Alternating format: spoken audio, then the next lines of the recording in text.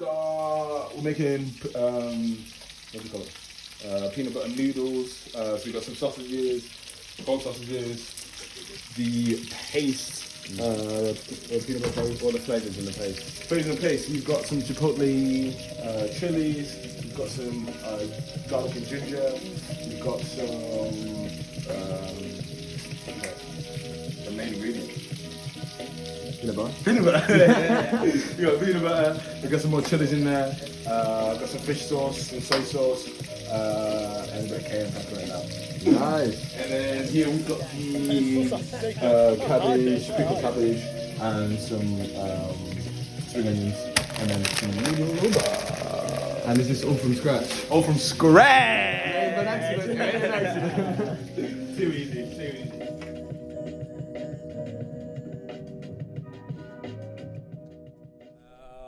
Welcome all. We have two beautiful guests today. To my left, no, my right. Yeah, whatever the fuck it is, okay. We have Lydia and Sophie. Say hi to the lovely people. Hello everyone. We're Lydia and Sophie, INEFFABLE ZINE. Shout out. Shout out to the homies. Thanks for joining us today. Shout out to our sponsor, Midflower. Get them all at your favourite distributors. Taste test. Yeah. Let's see how the clients go. It's Endevours sparkling wine, boys and girls. Cheers. With champagne yeast. Sounds pretty, Yeah, yeah. cheers. It's actually really good. Yum. Is that chicken peng? On a hot day, it's very refreshing. Very refreshing. Yeah. Proud of place. So how's you guys' day been? Yeah, doing good. Yeah. What have you been up to? So we just recently had an amazing project come our way, and today was another meeting at Tate Britain with two performance artists that we're working with for our next project. Ooh, when is the next project? 2nd of September. So it's in response to the Art Now piece that's up at the moment by Shawanda Corbett. She predominantly works with video, performance, and ceramics. So we're trying to make a little workshop on graphic scoring, responding to her work. What is graphic scoring? Jack tried to explain it earlier. Yeah. Still don't really understand what it is, but. So graphic scoring is kind of an alternative medium of scoring music. So kind of originated, it's been around for a very long time, but kind of in the art historical context, really came about in the similar time as sound art in the early 60s, 70s, just especially when electronic music was coming out and people were kind of questioning, but how do we score electronic music? And this is where graphic scoring kind of came back as this medium of alternative scoring through mark making, and you can even take it into sculpture, off the paper and into sculpture, but yeah, just kind of moving away from that classical mechanism of scoring. Yeah. How are you going to merge that into your work? Are you just going to score the pieces yourselves, or what's the vibe? So she does a lot of, Shawanda listens to a lot of jazz music, and that's a big part of the methodology of the work. It's the intuition of the sound influencing what colour, what shape, what form the work takes. So we're kind of focusing more on doing a workshop on the methodology, not kind of teaching you what a graphic score is, but trying to encourage people to make the graphic scores. So looking at that kind of process of through movement and making marks through movement in response to jazz music. Yeah. So you guys are quite interested in movement and how people actually interact with sound and time. Yeah, just thinking about how you can record sound, or in the sense of scoring or mapping it without using classical notation. So just moving, making lines with your body, responding physically with the clay and stuff like that, and kind of thinking about how to train of thought. Just how to do that. How in to do other that visual ways. Yeah. This especially Ineffable started out just from this anger of just being not feeling accepted, not feeling like we belonged in the art world. Whatever the art world is. Yeah. And even in the universities and stuff like that, we were both not really getting along with courses and people, and the people that were there. We both come from similarish backgrounds, and it was just against that frustration of why is art so Why is it so inaccessible? elitist? Why is it so horrible? Why is it like such a I'm just going to use difficult the word. place to be in? It's elitist, and I think we both struggle with that. Going to uni where you think this space is going to be a space of equal terms. We're all going to stand here because exactly. But that realization was so hard to understand, because I was like, I went to fashion school, and that I think was a bit difficult in the sense of I was looking at people and being like, that's a really nice bag, and then my friend being like, yeah, that's the £7,000 new Dior saddlebag that just came out 2 weeks ago. And I'm like, what? Where'd you get the money from? Literally, I'm thinking about how I can pay my rent, and you're kind of using this space of learning as a space to show off and catwalk, and I couldn't grasp it personally. Basically, we're just like massive nerds, and then we just like this was the vibe I'm getting. That's massive nerds. That's really hating on the drip. Massive nerds that hate the institution and kind of came together to create something that we wanted, and we knew that our peers were kind of looking for a space as well. We were like, where are these spaces? Where can we put on these exhibitions? Where can we like find these people? And we're like in this massive city that like I'm not from London, you're not from London, like coming into this city, we're like, where the fuck are these spaces? And we're like, hang on a second, we're gonna make the fucking spaces. The people hopefully will come, and that's where we'll meet them. That's usually the best way to do it. Like, make your own space. If you can't find your space, just make it your own. Like, you might as well just do it yourself. Do you know what I mean? Like, no one else is gonna do it for you. Like, 100%. And I use this phrase all the time to describe like what we do in Ineffable as well as outside. We carve our own paths. We carve our own careers, and however that's going to turn out is however it's going to turn out. But we both come to realise that, you know, whatever the concept of the traditional route is, it's just not going to happen for us, and I don't really want it to anyway, because we make the spaces and we invite the people we want to invite. And it's fun. Yeah, we out here. It's so We're gonna fun. be rich one day. It's gonna be fucking amazing. It's It's gonna be so good. waiting out that day. At the moment, just trying to find like £500 room in London. Yeah, not working out well no, for it's me. not working out well. No. Don't worry, one day. Or we just find like sugar daddies, sugar mamas. They can help us through the hard times. That's what I'm currently trying to do, but you know, we put it out there. Any sugar mamas out there, sort me out. So what have you got? Show and tell. It's all about bringing in things in. We talk about it. So what have you guys brought in for us today? Which one do you want? Well, You can take that one. All right, you start with that one. So this is the first one. This is the first iteration of Ineffable Zine. Little clap on set. risograph. Nice applause. Rabbits Row Paris. Just shout out to them. They're shout out amazing. to Rabbits Road. They're really cool. Space down in Newham, and they just have like risographs for community use. Oh shit. That's So I've been working with them for a couple of years now, and they're just so lovely and supportive. You can go there and print with them, so they will show you how it's done. So it's not like you just send it off to a printer and you see and what hope happens. it looks like what you want it to. They actually like will run They through it help and you. change things with you. Yeah, it's really, really cool. But this is our map. So it was like the summer, like last summer. Yep, summer to 2021. And it was end of COVID, just like dire straits, just like need to leave the house, need to like I haven't seen anyone for so long, and I was like living abroad at this point. I was working for intern at this little gallery and making like publications and stuff, and so it was like wanting to try and put like sound, because that's like the practice that we work in. I was like, okay, how the fuck do we put sound in like two-dimensional form? And then this is where it came along, so we've got this like map, and we're like, okay, let's create this like fucking walking tour, this little journey of sounds, because we'd just been cooped up for like fucking years. And it was like, okay, East London was where we were like both living at the time, and it's like, I haven't been out, I don't know like what spaces are like who the fuck's around, what's happening. It was also like at the point where you could go out and meet people outside, so it's like accessible then, like it wasn't stuck in, so it was like for COVID reasons, and also just for like it was leaving the house and like meeting new people, but we wanted to kind of like re-engage with the place that we were in, so we commissioned public space as a whole, and kind of generate a kind of zine idea. How do we put sound art into a physical zine and activate public space that's around us, that's accessible, that we can do relatively for free. So for this, we commissioned 10 visual artists and 10 sound artists. The sound artists were given a location around East London, all kind of, there are three boroughs of East London. and we just gave them a location. So, hey, Tappy, I literally was one of those. Yep, guys. Yeah, Tappy you was really an wrote artist. it. Tappy joined us in this project. Man was the best one, just say it. And it was actually, To be it was one of my fair, favourite ones. It, It really was mad because like commissioned these like sound artists to make these like make a sound piece, a soundscape, whatever for the like a location. Yep. Handed it off to the visual artist who had no idea who the fucking sound artist was Yep. or What where was the it location about? was. Yeah. And it was so weird how it's not weird, like you'd expect it, but Yeah.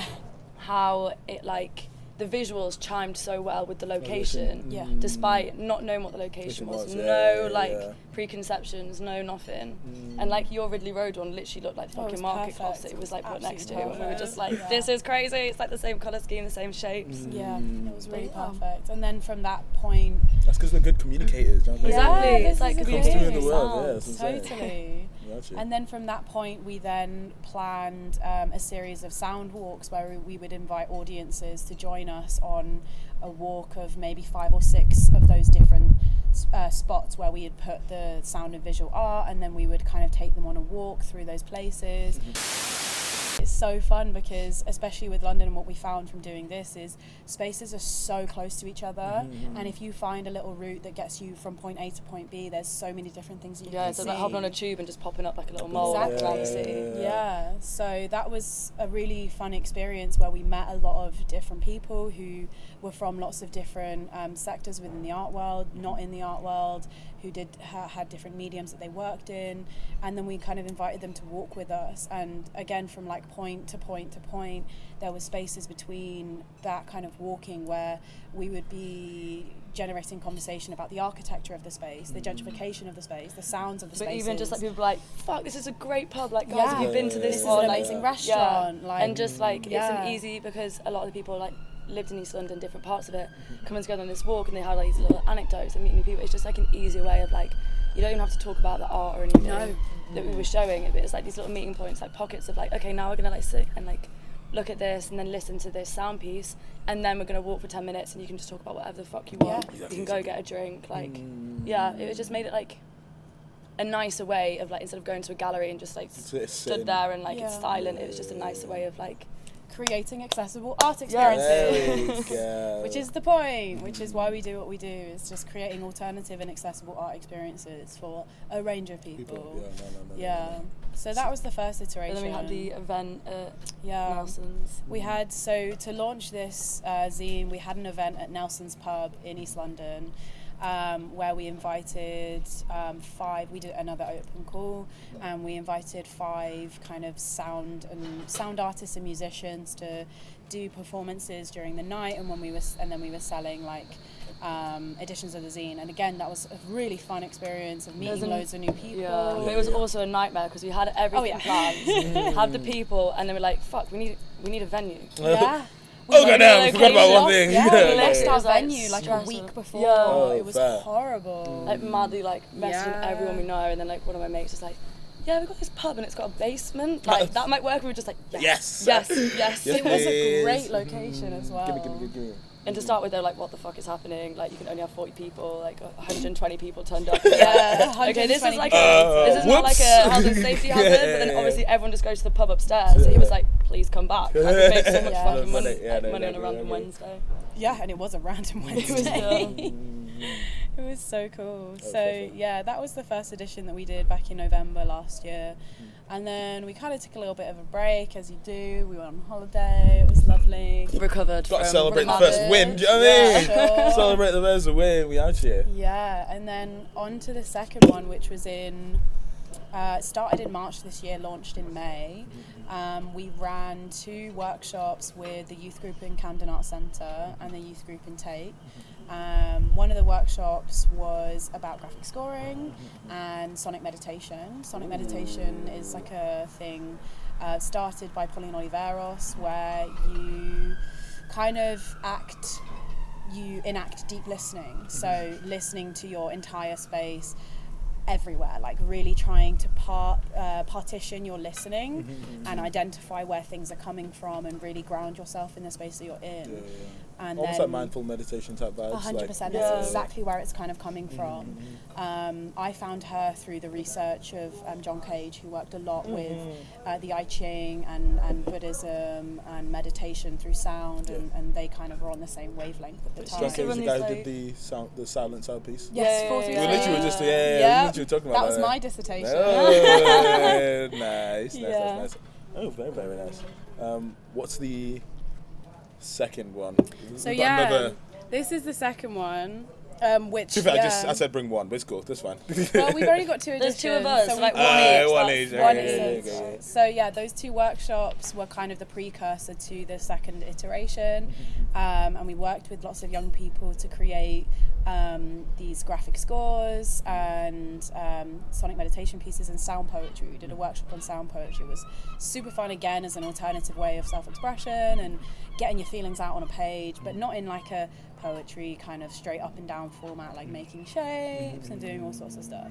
So then when we came to creating the zine, we were like, hey, why don't we do some open calls on like alternative short stories, literature, articles, sound poems, graphic scores, kind of reached out to our circle as well as like our audience as a whole and said, what do you have? How do you score your music? So yeah, that's Because kind essentially, of... like, we're kind of like looking at scoring as just like, it's just for you, like little scribbles in your notebook. Do you know what I mean? And like, as long as you know, it's like a way of like remembering your ideas and like remembering the sounds and stuff. These are really like that. This I was really like this It's was from the actually Camden. this was actually from the Camden Arts Centre workshop. Oh, nice. So this is like a young girl from the Camden Arts Centre youth group, and she kind of sent that in for us. And then yeah, we've got lots of like short stories, poems. Ooh. This one was another one, which Sick. is kind of graphic scoring for a piece that I collaborated with a sound artist who works with electronic music and what do you call it, like loop pedals and synthesizers, and that's kind of how he thought about scoring a piece. Yeah. It's so messy. It made sense to us when we were on stage. You know what But to do. yeah, now I look at it and I'm like wow. What? How do you play Yeah. this? Like, no, Plink B346 Sophie. Yeah, but that was the second one. Yeah, so I have like a text-based practice, and was like going through this thing, like trying to get it off the page, performance, like reading, sound, made sound pieces as a way of kind of like lifting the words off like a piece of paper. So that was like my practice started to kind of like segue into like more sound. Yeah. And then for you, For me, it all kind of started back when I was in my foundation, and I found two things. I found Foley, which is the act of making sounds in film by using different materials. For example, the comical one that I can say is like coconuts for horse gallops, like that kind of thing. So I found like a video where it was like a Foley artist. The film was playing and it's a Foley artist in the studio using all these different materials to just make the sound of somebody waking up in their bed.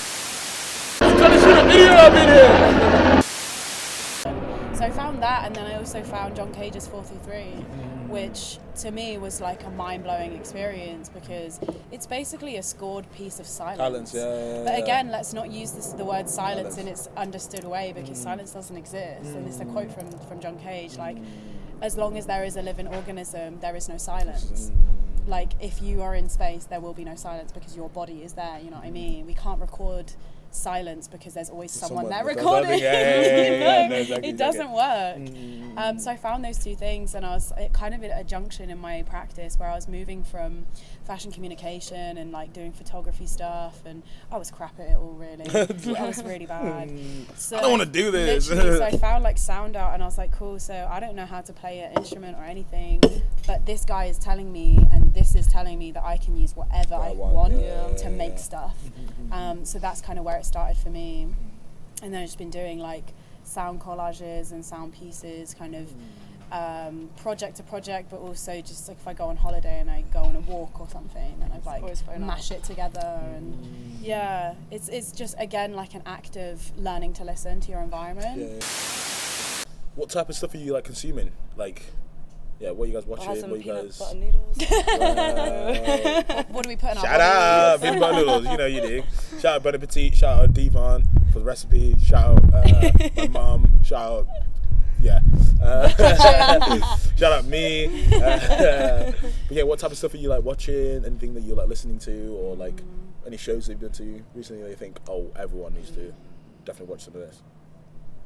I think a new book that I've been reading is called Sound Art Now, and it's from two writers. One of them, he's more of an academic, but not in sound art. It's more he's from environmental ecology, and then the other lady who's written the book as well is a sound artist and curator. And they've kind of done a series, a little bit like what we're doing right now, to be honest. They copied written. us, essentially. They just go and interview artists all over the world and talk to them about their practices and why they do what they do, shows they've been in, and so that's kind of the book I'm reading at the moment. And it's contemporary sound artists from all over the world. So it's really trying to push it out of a white male Western perspective, which if you look from, again, like a Western art, Western like art history perspective, sound art is literally just white men, white American and English men, kind of at the forefront of that. But unfortunately, that is just not the way that it fucking is. And there are so many people all over the world doing this, especially now in the contemporary practice, using field recordings and creating installations and recording the sounds of workers in a rice paddy and stuff like that. And that needs to be given a voice as well. So it's a really, really cool book. So it's just quite interesting to me, like, I feel like different cultures and like other than like Western have almost different rhythms, like so it comes into the way that people like speak, the way people interact with each other, the way they like, I don't know, the sound of like traffic go around is kind of have like a different rhythm, a different sort of. It reminds me of that like Google Maps thing, you know, those people that like see a piece of like grass, like a road sign, and then they've got to like find out where. Izzard. That's there you go. That sound. Essentially, yeah. Like there's also sort of like a unique, I know, vibration, which is what sound is. Do you know what I mean? Characteristics that I think that they do. Which always is it's kind of, I think those kind of perspectives definitely need to get more shine on. Just because I think putting art in a bigger context just make the art that we already make better. Do you know what I mean? Like we can only learn and get better by like consuming more things. Yeah, definitely. And understand. I think understanding is quite important. That's what we need is key. With what you were saying about the rhythm in different cultures, I think what kind of popped into my head as well was I had a really interesting experience a couple of months ago when I was at a pub, and I met this guy, and he spoke one of the African languages and dialects that they click, and he was just speaking. I don't even know what he was saying. I don't know. Maybe it was sexual. I don't even know, because he was really drunk and he was. He's on a Poole. That's what he's on. He was asking me why I wasn't married, and I was like, "Wow, stop! I just want to hear you speak this language, because to me that sounds like music." And I think this is something that is in your practice as well as mine, like language as music, as sound, as more than just words. And that's where the name Ineffable comes from. Yeah. It means like unreachable. It means like beyond language. Like how do we communicate beyond words? But we're also thinking of that in terms of like, okay, sound without language, but also visual language, whatever, but also existing outside of like common narratives and language. Instead, like you were saying about just stop pushing just like white male, like the language of them, like what is the language of not literal like English, French, whatever, but like how are we existing? How can we like bend these words to like create new meanings out of the languages that we already have? That's been that's been show and tell. Our first guest. Give it up. Thanks for having us. Of course, anytime. Yeah, thank you so much. I think we should do like a revisit vibe with these in like a year's time. Yeah. What are you doing now? What are you doing now? Like, if you got a corporate job or are you still doing this arcade? So like hospitality. Yeah, no, definitely. We definitely need to carry on doing this. I feel like you're gonna be guests on here for a while. Yeah, we'd love to. I've got a sneaking suspicion. Can we do the next one in winter, please? We'll try and do this when it's not hot. See, I hate summer. Oh my god, I hate summer. I'm so sick of it. But yeah, that's been show and tell, and Shout out to the homies. Shout out Kit. Shout out Jack. Shout out Alex. You dig? We out here. Bang. Yeah, Slap. Let's go.